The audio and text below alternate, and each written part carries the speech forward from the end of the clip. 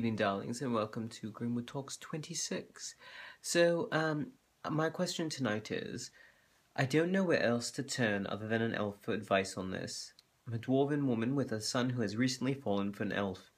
I'm just not prepared to deal with this sort of relationship. No offense. How do you cope with your son wanting to marry a different race? Is there counseling available? Sincerely, a desperate mother. I know what you mean, darling, and cheers for the struggle. There's actually counseling available. My son, for not wanting to talk to me personally about it, has been rather good at sending me information about these support groups that are starting up, and I will say that I don't think there's a lot yet. It's sort of a new thing, particularly for us, these more traditional families. We're just not really prepared for that, particularly when, we had these ideals of what we thought the perfect person for our son was going to be. I had the perfect woman in mind for him, and it's sort of the opposite of who he chose, or not exactly, but pretty close.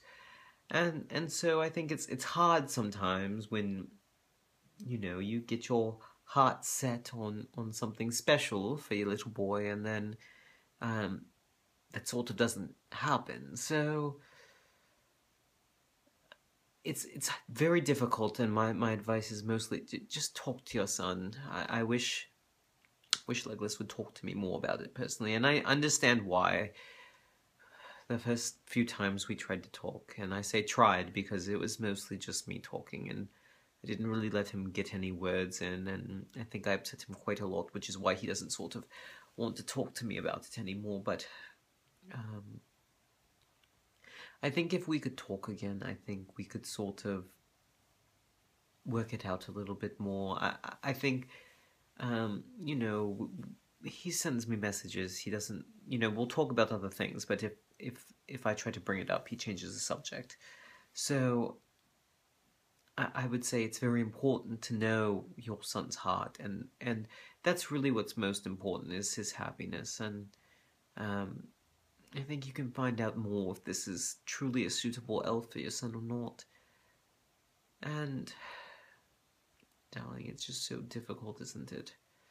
I don't want to lose my little boy. I'm sure you don't want to lose yours, but they grow up and find themselves someone that you wouldn't have expected would be a good match. But I suppose it's not really our choice in the end, and that's really the hardest part of all, because we get so used to choosing for them, or at least helping them to choose, and then when they don't ask for our help, it sort of doesn't feel so good, does it, darling?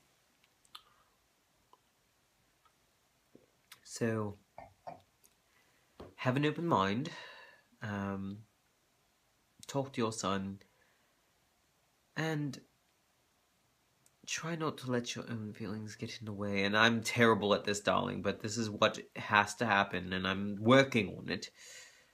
But, when he has mentioned his husband, he's just been so...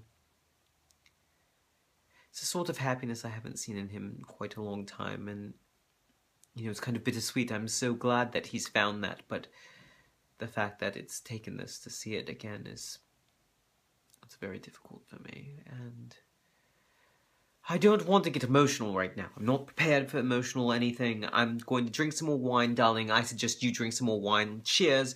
Let's get drunk and talk about it. Send me a message, and you and I will go and get drunk together, and we'll discuss it in the proper way.